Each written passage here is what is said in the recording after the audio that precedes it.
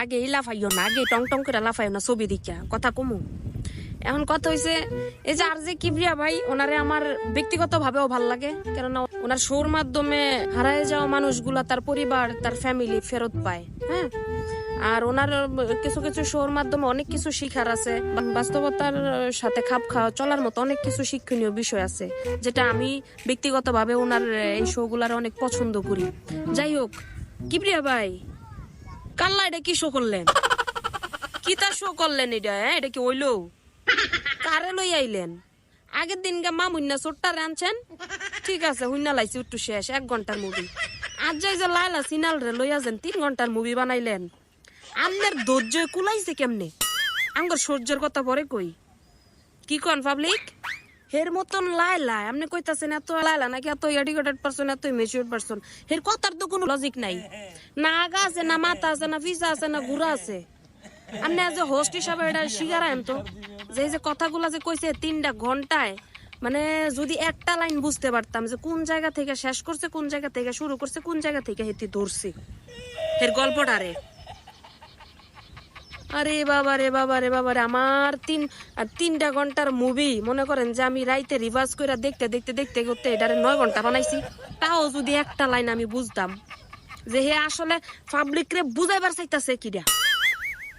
হ্যাঁ আসলে এখন আমার কথা হইলো, সব কথা বাদ, লাইলা মামুন বা এটা এটা এটা হইছে মনে করেন চক্ষু লজ্জা নাই, পারিবারিক শিক্ষা নাই, এগুলা করবই স্বাভাবিক।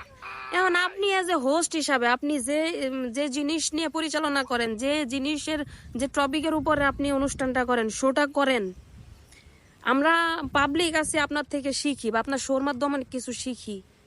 এই যে আজকে যে শোটা করলেন, এটাতে কি শিখবো? মানে 2টা 3টা বিয়ে হয়ে যাবো গা, বুইরা কালে মইরা যাবো গা, আল্লাহ বিল্লাহ না ডাইকে কি ছোট ছোট ফুলা ফেললে রঙ্গনীলা করবো, এটি শিখবো? হ্যাঁ, এর ভিতরে মনে করেন কথা কইতে গেলে ওই যে সমাজে কিছু আছে না, এগুলার কালচারে, এই যে মামুন লাইলার কালচারের কিছু লোক আছে না, এগুলার খাইয়া দাইয়া কাম নাই, কোনো কিছুর যোগ্যতা নাই, একটা হাবু ডান্ডা লইয়া হের ফিসে ঘুরে বেড়াইবো, কার ঘরে চাইল আছে, কার ঘরে ভাত আছে, কার ঘরের বউ কোন ঘরে গেল, এইটার খবর লইব ঘুরা ঘুরা। হেগুলার কাজ, যে এগুলার খবর বছর করবো, কারণ এগুলার তো কোনো কাম কাজ নাই।